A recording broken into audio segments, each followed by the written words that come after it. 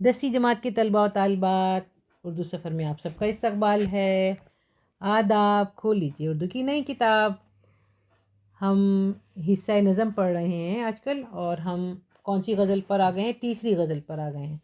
ہم نے غزلوں کا جو سفر شروع کیا تھا اس میں پہلی غزل ہم نے پڑھ لی تھی مولانا الطاف حسین حالی کی، جو قوم کی بدحالی دیکھ کر بہت فکر مند رہتے تھے۔ اس کے بعد ہم نے پڑھا عظیم شاد آبادی کو، جو اپنی غزل میں کافی ناشاد نظر آ رہے تھے۔ آج ہم پڑھیں گے علامہ اقبال کے بارے میں اور ان کی غزل پڑھیں گے۔ علامہ اقبال کو شاعر مشرق بھی کہا جاتا ہے، آپ کو پتہ ہے؟ اور ان کی جو نظمیں ہیں اچھی اچھی اور شعر ہیں وہ ہم بچپن سے سنتے آ رہے ہیں۔ آپ نے اسکول میں سنا ہوگا، لب پہ آتی ہے دعا بن کے تمنا میری۔ تو چلیں آج ہم پڑھتے ہیں ان کے بارے میں۔ محمد اقبال 1877 اور 1938۔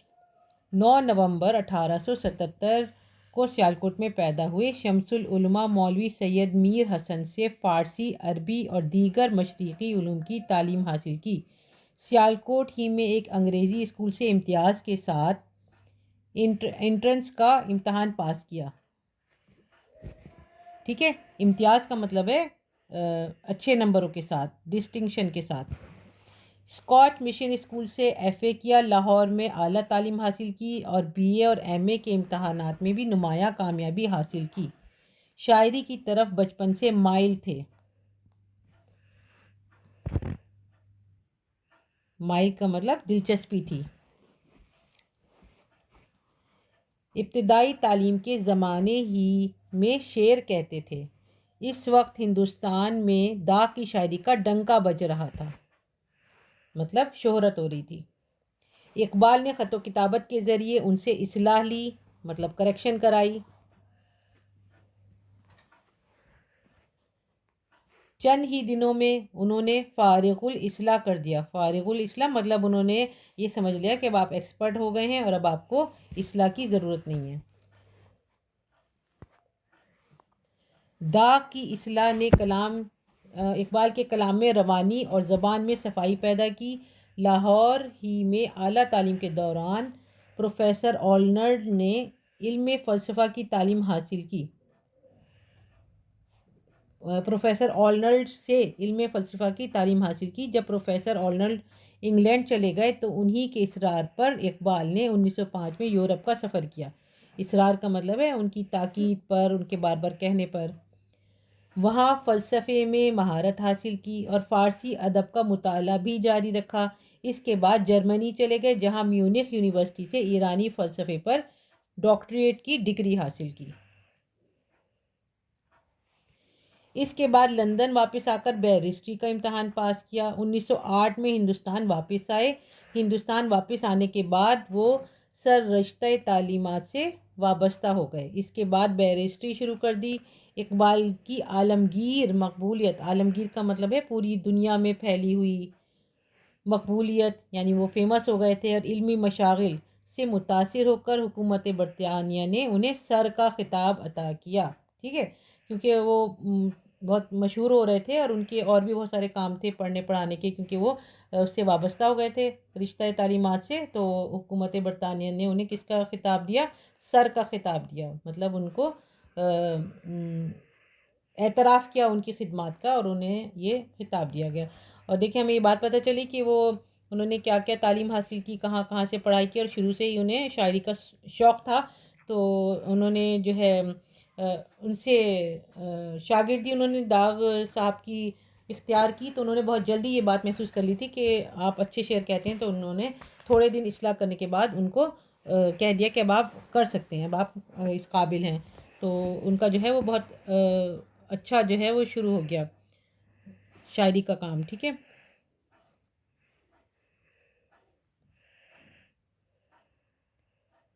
اور اس سے کیا ہوا تھا کہ ان کے کلام میں روانی اور زبان میں صفائی پیدا ہو گئی تھی، یعنی کہ ایک فلو آ گیا تھا۔ آگے ہم پڑھ رہے ہیں کہ عمر کے آخری ایام میں اقبال کی صحت خراب رہنے لگی تھی اور آواز بند ہو گئی تھی، جس کے باعث ہائی کورٹ جانا بند کر دیا تھا۔ بالآخر 21 اپریل 1938 یعنی 1938 کو علامہ اقبال نے ایک طویل علالت کا مطلب ہے لمبی بیماری کے بعد انتقال کیا۔ علامہ اقبال کی تصنیفات یعنی کتابیں، تصنیف کی جمع ہے تصنیفات، انگریزی نثر، خطوط، فارسی نظموں، غزلوں اور اردو شاعری پر مشتمل ہے۔ تینوں زبانوں میں ہیں، دیکھیں انگریزی میں بھی، فارسی میں بھی اور اردو میں بھی۔ اردو میں ان کی شاعری کا سرمایہ بانگ درا، بال جبریل اور ضرب کلیم پر مشتمل ہے۔ تینوں نام آپ کو یاد کرنے چاہیے کیونکہ یہ کبھی کبھی پیپر میں اس طرح کا کویسچن آ جاتا ہے۔ ارمغان حجاز ان کے اردو اور فارسی کلام کا مشترک مجموعہ ہے۔ مشترک کا مطلب ہے جوائن، مطلب ارمغان حجاز میں فارسی اور اردو دونوں کے وہ ہیں، دونوں کی شاعری ہے۔ مطلب اقبال نے شاعری کی ابتدا یعنی شروعات غزل سے کی، لیکن جلد ہی نظم کی طرف مائل ہو گئے، یعنی نظم کی طرف چلے گئے۔ اور مطلب انہوں نے شروعات تو غزل سے کی تھی، مگر انہوں نے بعد میں بہت اچھی اچھی نظمیں لکھی۔ ان کی شاعری کا بیشتر حصہ نظموں ہی پر مشتمل ہے۔ انہوں نے بچوں کے لیے بھی نظمیں کہی ہیں۔ بچوں کی نظموں میں قومی ترانہ اور بچے کی دعا خصوصیت سے مقبول ہوئیں۔ ان کی شاعری کے مطالعے سے پتہ چلتا ہے کہ شروع سے آخر تک ان کی شاعری برابر ترقی کرتی رہی اور اس میں وسعت اور گہرائی پیدا ہوتی گئی۔ مطلب بہت زیادہ اچھی شاعری کرنے لگے اور بہت نئے نئے عنوانات لانے لگے۔ اقبال نے اردو شاعری میں مختلف جہات سے اضافہ کیا ہے۔ جہات کا مطلب ہے الگ الگ رخ سے، الگ الگ طرف سے، کئی طرح سے مطلب انہوں نے اس میں اضافہ کیا ہے۔ اور اس کے بعد جو ہے انہوں نے زبان کو جس فنکارانہ انداز سے برتا، اس سے اردو شاعری میں نئے خیالات کے اظہار کی مختلف راہیں کھلیں۔ مطلب انہوں نے اتنے اچھے طریقے سے اس کو اور ترقی دی، جیسے نئے تھاٹس، نئے نئے خیالات، نئی نئی باتیں، نئی نئی سوچ وہ لے کر آئے۔ پہلے ایک ہی ٹاپک پر زیادہ لکھا جاتا تھا، اب نئی نئی راہیں کھل گئیں۔ نئی تشبیہات، استعارات اور تراکیب نے جگہ پائی۔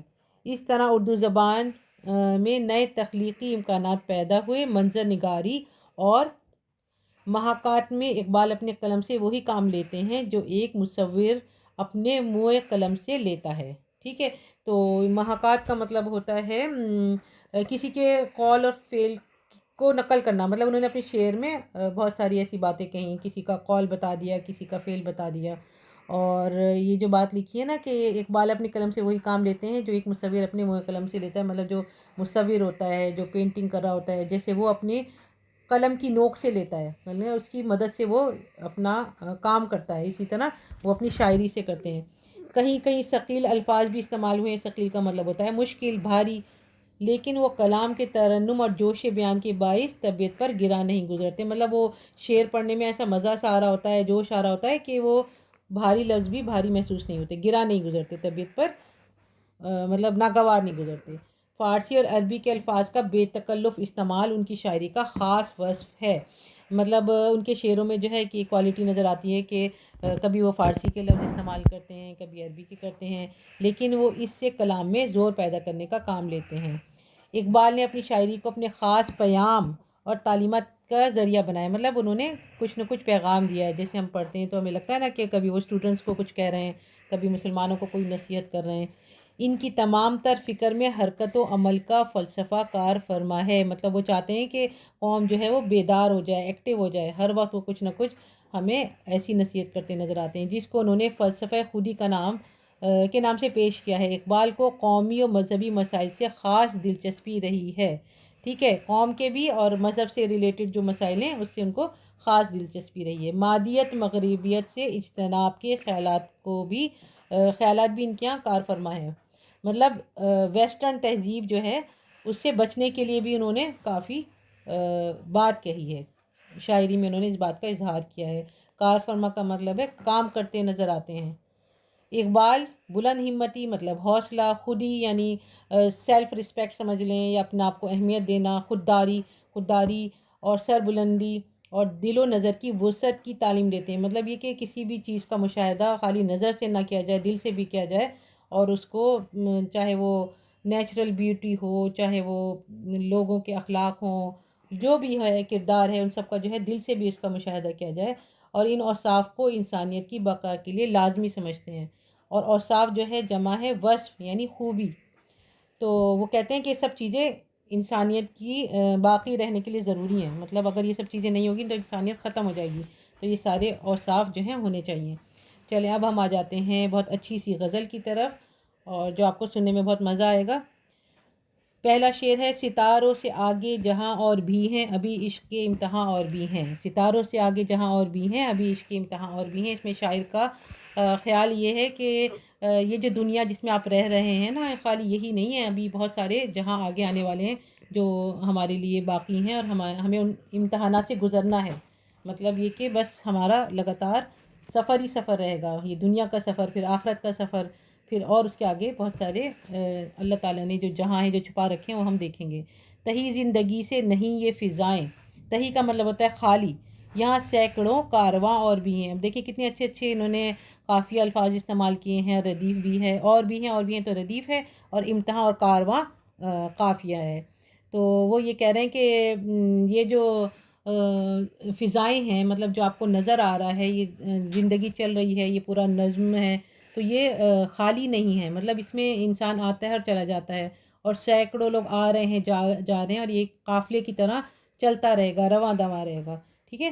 تہی زندگی سے نہیں یہ فضائیں، اس کا مطلب یہ ہو گیا کہ یہ جو آپ کو زندگی نظر آ رہی ہے، یہ دنیا نظر آ رہی ہے، یہ ایسی خالی نہیں ہے، اس میں جو ہے آنا جانا لگا ہوا ہے، اور ابھی بہت سارے لوگ آنے باقی ہیں، بہت سارے کارواں ابھی آ رہے ہیں. اب ہم آ گئے تیسرے شعر پر، قناعت نہ کر عالم رنگ و بو پر. ٹھیک ہے. چمن اور بھی ہیں، آشیاں اور بھی ہیں. قناعت کا مطلب ہوتا ہے صبر کرنا، اطمینان کرنا. عالم کا مطلب ہے دنیا، رنگ و بو کا مطلب ہے جیسے پودے، پھول، خوبصورتی اور مہک، خوشبو. تو ہم جو ہے خالی اس پر ہی اکتفا کر کے نہ بیٹھ جائیں جو ہمارے سامنے ہیں، جو ہم دیکھ رہے ہیں، بلکہ ابھی اور بھی بہت اچھی اچھی خوبصورت چیزیں، بہت ساری نعمتیں اور بہت سارے گھر، مقامات جو ہے اللہ تعالیٰ نے ہمیں دینے کے لیے پوشیدہ رکھے ہوئے ہیں، جو ہمیں ملنے والے ہیں انشاءاللہ. یہ تو ہمارا عارضی بسیرا ہے. مطلب خالی جو یہ دنیا ہے اس پر ہی یہی بس آپ کے لیے کافی نہیں، ابھی بہت کچھ ابھی آپ کو ملنا باقی ہے. اگر کھو گیا ایک نشیمن تو کیا غم، مقامات آہو فغاں اور بھی ہیں. ٹھیک ہے. نشیمن ہوتا ہے مطلب گھر، ٹھکانہ، گھر، یا پھر جیسے کہہ سکتے ہیں گھونسلہ.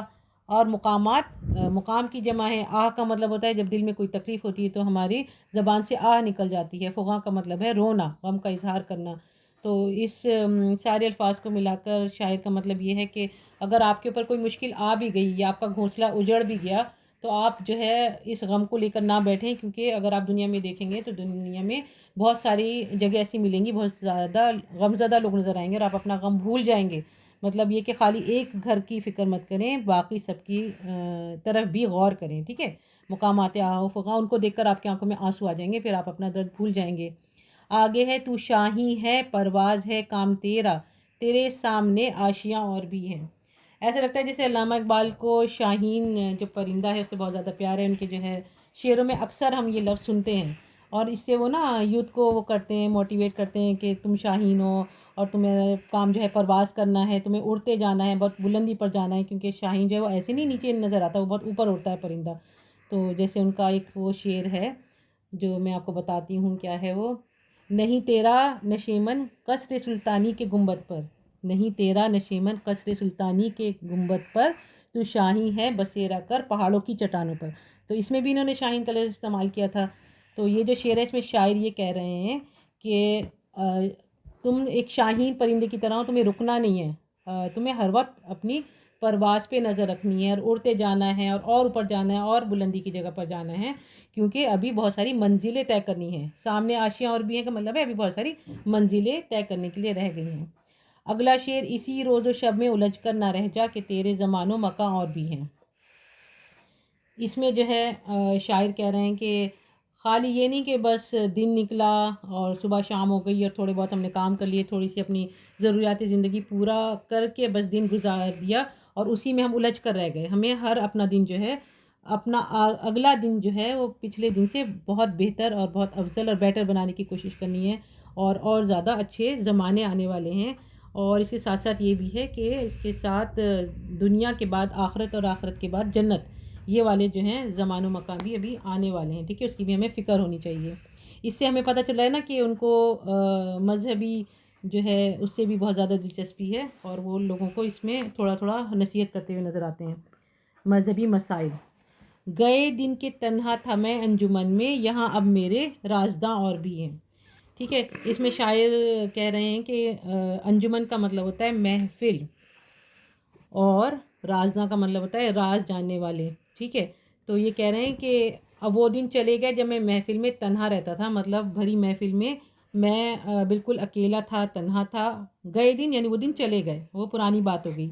یہاں اب میرے رازداں اور بھی ہیں، یعنی اب میرے ہمراز مجھے جاننے کے لیے کافی ہیں. مطلب اب میرا تھوڑا سا سب سے تعلق ہو گیا ہے، سب مجھے جان گئے ہیں، اب میں اس محفل میں مجلس میں اکیلا نہیں ہوں. ٹھیک ہے. یہ ہو گیا ہمارا مختصر اس کا مطلب، لیکن ہم اس کی تشریح بھی کریں گے، سوال جواب بھی کریں گے. بہت مزہ آئے گا. علامہ اقبال کی غزل پڑھنے میں کیسی انہوں نے گہرائی سے جو باتیں کہی ہیں، ہمیں جب صحیح سے پڑھیں گے تب سمجھ میں آئیں گی. اس کے لیے آپ کو ایک کام کرنا ہے کہ اردو سفر کا اگلا ویڈیو ضرور دیکھیے گا. پھر ملیں گے. کٹ. ارے جائیے نہیں، سب سے پہلے اردو سفر کو لائک شیئر سبسکرائب تو کیجیے.